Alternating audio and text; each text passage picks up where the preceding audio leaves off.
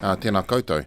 Thanks for being here with us. And just a segue off you, Toni, talking about diversity. We have diversity here with us this morning. We're spanning the generations.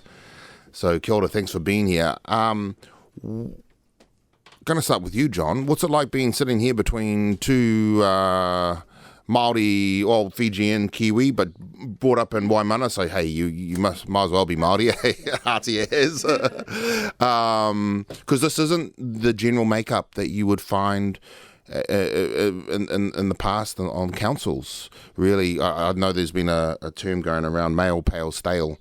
It's a little bit derogatory. I think it's a little bit mean, but that's been the picture, I guess, of councils, that they are male, they are older, and they are white. You represent that demographic. How does it feel looking and coming into this campaign, and you've got these other candidates sitting here? Well, I welcome that, actually, because it's a free country, if you like, and everybody needs to put their hand up. And this time round, there's lots of people have. And so that's encouraging, really, and it just means you've got to work a bit harder, I guess. But do you think it's good for Whakatane too, and for councils full stop? I'm not sure I entirely agree with the commentary earlier on, and I guess I'm one of those old farts, I suppose. But the male pale stale. Yeah, I know. It's just a thing that was going around on Facebook. But you get that. But I was a councillor in 13-16, and I was just saying later on that I'd never had a political bone in my body really before that. But I really enjoyed it, and what I enjoyed was that I could give back to this community, this district, that have been kind to our family over all these years. So really, in essence, I encourage everybody to put their name forward and have the diversity, because that's what it's all about. We're all one country, and we're all after the same end game, one way or another. Diversity in one country after one end game. Yeah. Kia ora, John. Kia ora. Talei, coming over to you, because coming into council and you're bringing the youth perspective, but that's not one thing, is it? Youth perspective, you don't all think the same, and you're not all the same. What are the biggest challenges that you're going to find, or that you think you're going to find, that you're feeling about heading towards council? Say you do get to the table, what's going to be your biggest challenge? I think the biggest challenge for me will just be the whole transitioning. Like, if I get in, I'm sort of going into unknown territory, but I'm very excited because I love a challenge, and I've I talked to past councillors for the past year. Just not because I was going to run, but I just wanted to know what it was like. And they told me a lot how, they do workshops. Once you get in, they do all the workshops about the rates, because all of that sort of stuff. Because I do a lot of youth work, I haven't put as much energy as I wanted into educating myself, on rates, on the three waters, on the infrastructure. Like, I understand the base of it, but I was scared that I'd be hit with all of these, like, why aren't we da-da-da-da and doing this and this for our rates? And, I didn't want to look stupid, and I thought that would be a challenge. No, totally. And one of the difficulties of being on council is sometimes you can be between a rock and a hard place where there is actually no really popular decision, and you can get a lot of pushback from your community. Are you prepared for that? Yes, I feel like I have a lot of support because, we're putting ourselves and our face and pretty much our name out there on the line for everyone to see. And we're out there in the open, and sometimes people don't even know you and they judge you, and it can be really hurtful for you. I've found that. I haven't had anyone do it yet, but I know that I'm expecting it eventually, and it will hurt, but we just have to understand that we knew that coming into this, people would judge us, with the whole male, pale, stale thing. Like, that, I just think that's, it's sad, and it is mean. It's mean. That's like bullying. And I just don't agree. Like, I see it, I know the demographic, we all know it's there, but we don't have to be mean about it. We expect to have developed a bit of thick skin by that point, haven't we, John? But I'll bring that over to you, Toni, about developing some thick skin. You were quite prominent in the Vote Yes for Māori wards, which was not successful in the end.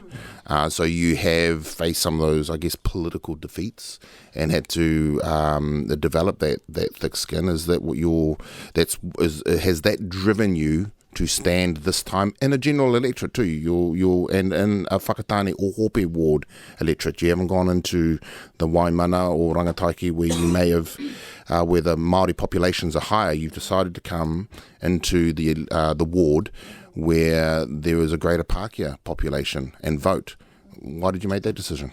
I made that decision because first of all, practically, I live in the Whakatane ward, but also too, when I was part of leading the Māori Wards campaign, it wasn't just me, there was a group of people. I first had put my submitted my submission and presented it to District Council, in which I waited there and until they voted yes, and it was the petition from the general public that called for the referendum. So basically the wards were going ahead, but there is legislation that says when a Māori ward is formed, that it can be petitioned, and that is not the case for any other ward, only Māori wards. So in fact it was just really a point of pointing out the imbalance and the barriers that are part of the system which disadvantage Māori to be able to participate in these roles. Now everyone says that everybody can stand on their own merit, and I suppose part of that reason is why I'm standing now, is that if people are saying that Māori should stand in general elections and go on their own merit to be able to get those seats, then that's the decision that not myself has just made, but my whānau and my marae and my hapu and my tribal who have supported me in being able to make that decision to stand. And because you're running a very strong campaign. You've got billboards everywhere. You're very visible. I would say as visible as the other front runners like Judy Turner and there's and Victor Luca as well in terms of visibility with billboards. You're going to the markets. You're going business to business and knocking on doors and running a very solid traditional type of campaign. And if you are not successful after running such a rigorous campaign, is that going to tell you something and tell the community something about the importance of having Māori wards? Because I think you're running your policies that you're standing on are very centrist in a way. You're a little bit leaning towards Māori, but very acceptable that you would think inside of Whakatane, the kind of councillor that we would want. If you're not voted in, do you think it would be because you're Māori? Well, I think that was one of the arguments when we were campaigning for the Yes to Māori Wards vote, was that Māori have stood in the past, and it's difficult that for you to stand in a general seat because normally you also have your constituents who are general as well. So for you to have a full Māori voice is not literally the case. Even though as a Māori person and you have a Māori worldview, you will naturally advocate for Māori in that space. I think one of the things too, when you said about how the Māori Wards campaign was defeated, I think we really had some huge wins because out of the whole country, we were the closest in terms of margin of people who voted yes for Māori wards. So in the past, it's been about 70, nearly 80% who have said no to Māori wards. When it came down to it, there was only 55% that said no. So the rest of them said yes. And the best thing about that was the majority of voters were Pākehā voters voting for Māori. And that is a huge shift. And that in itself is a win. And the exciting thing that's happening now is that we have 11 Māori candidates standing in local elections, general elections, and that's a win because each of those Māori whānau people have maraes, have hapu, have tribes who are now engaged in local politics that has never happened before. You've got people the age of 18 and right through to 65 who have never voted in a local election who are going to vote this election. That is a win. I mean, for me, for all of it, it's about being able to engage in that process, and there's a momentum there. So, do you think that momentum came from the vote for Māori wards? I think this that, kind of yes. been the trajectory. I mean, not solely. I mean, there's other different factors as well. But what it has done is that it opened up that space. It went into people's houses, it was on their phones, it was on their Facebook when they were seeing that, and being part of that hikoi that we had, being part of the debate where we had Andrew Judd come down and speak to the public about racism and about how... So he considered himself a reformed racist, didn't Yes, he did. Old Andrew Yeah. Judd. I'm just going to bring this over to you, John. How did you feel when all of that was going on? And how did you vote, may I ask, on Māori wards? I'm happy to tell you, and I've got nothing to hide. Sure. And I didn't agree with it. Okay. So, and the reason I didn't agree was my view is that we're all one nation, one country, and I think everybody has an equal chance. Now, there's probably a debate around that says no, we don't. But you just look at this election where we've got people standing, and I think that's important. There's a move forward. But it's like you said before, when you come onto a council or whatever body, whether it's a community board or whatever, some people have a barrier to push, and it's bigger than that really. You've got to look at the whole picture.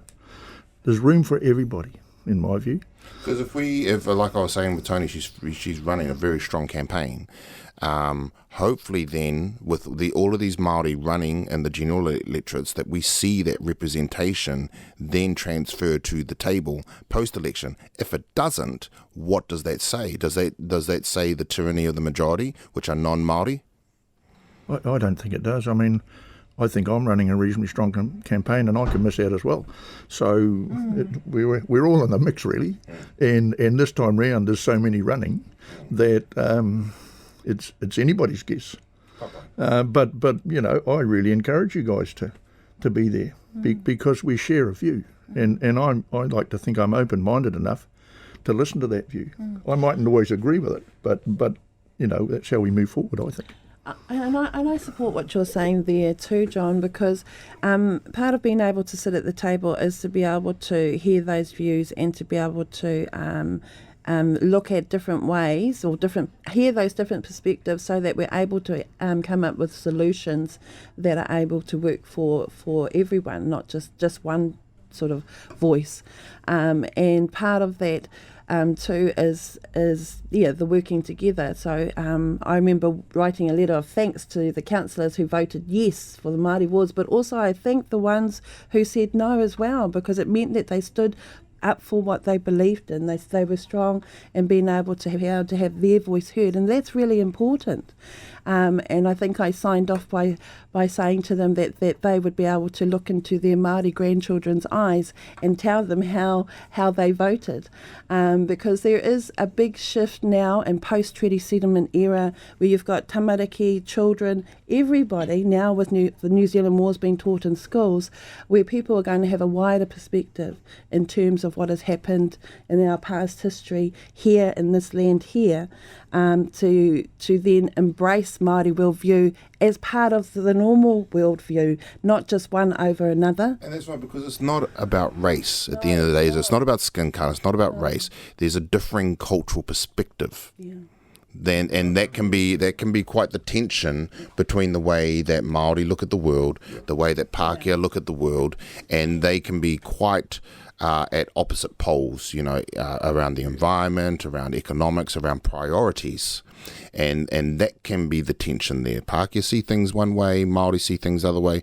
Hey, Chinese, Indian people see things other ways as well. And we wanted to have that diversity. I've got to say, though, it's great to see you two here talking and finding common ground. And the fact that you said, Toni, that you actually encourage councillors who said no as well to Māori wards because you're encouraging the diversity at the table. And Talei, you're bringing that diversity as a youth candidate, but also as Fijian. You're not actually Māori, and you live in Waimana. Yes. And you identify as Fijian Kiwi. Fijian Kiwi, but I also say, I'm too hoi hard. Whangaira into the whānau and rua and Waimana. Yeah, and so, I don't know. I feel I bring that perspective where being Fijian, I've always grown up and people think I'm Māori, and I've always taken it as a compliment. But I still, I'm strong with my heritage, and I like to correct them and say, no, I'm actually Fijian. And I just found out, because I don't really know my Palangi side, I always just say I'm Palangi, because most of my family on that side have died or we don't connect. But, just finding out that I'm from England and French and my granddad was Jewish, it's like really cool. So, yes. Kia ora. Yeah. Hey, so I'm just going to bring it now to what you're standing for.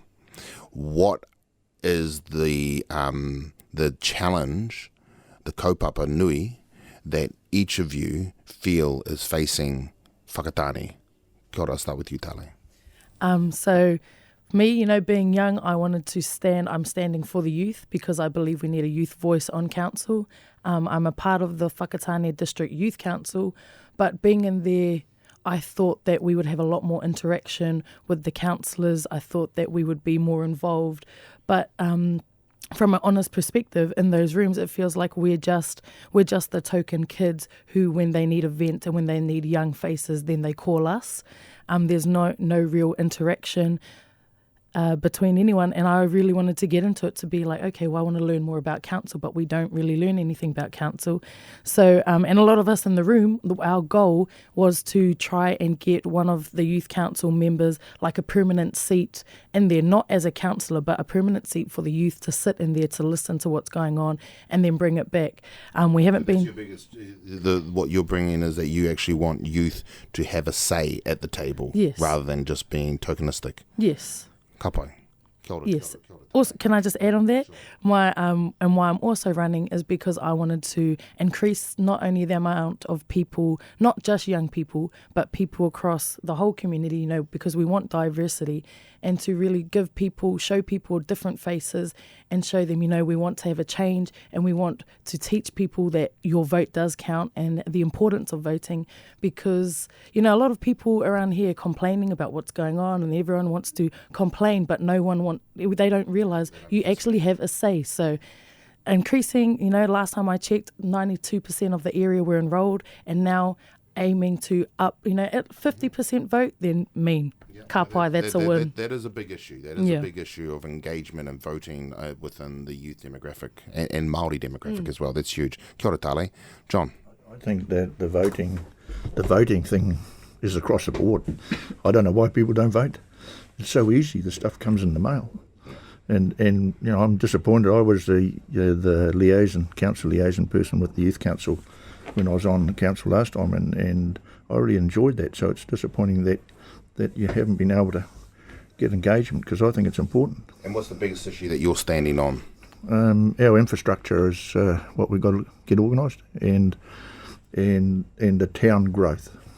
We've got to grow, in my view, to survive in some ways, because a lot of the time your rates, and I know that's a biggie, everybody says, they're too dear, but we need more rating base.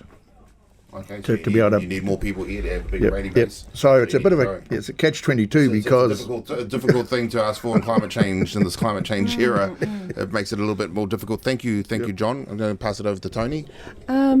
So there's a few things that I'm standing for. I think firstly you would have heard about the diversity, but it's also to looking at the challenges ahead with the infrastructure is also seeing the opportunities that are available. So by having more diversity at the table, we're able to look at more innovative and creative solutions on how we can deal with those challenges. Also, we have an opportunity to have people who are more connected to community on the ground, because that's where I see the solutions or the money savings in terms of not doing solutions that aren't going to work are going to come from. If we have strong relationships on the ground with our communities, they know what's going to work and what isn't going to work. Also having those strong relationships with central government and other regional council and also DHB, because there's a holistic approach that needs to happen, and that also needs to happen with our environment. And also looking at growth, we need to look at our revenue generation so that we're not always thinking about just piling another bill on top. There's some saying that that if it isn't dealt with, we're looking at a 20% increase on rates, and we don't want that to happen. So we have to be creative in how we work together to be able to increase revenue for rates, and also how we can provide those solutions that meet everybody's needs.